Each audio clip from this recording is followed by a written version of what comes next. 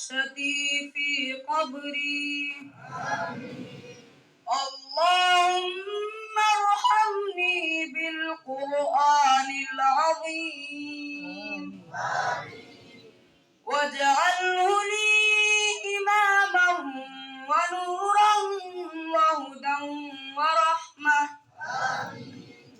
اللهم ذكرني منه ما نسيت وعلمني منه ما جهلت وارزقني تلاوته آناء الليل وآناء النهار واجعله لي حجة يا رب العالمين. آمين.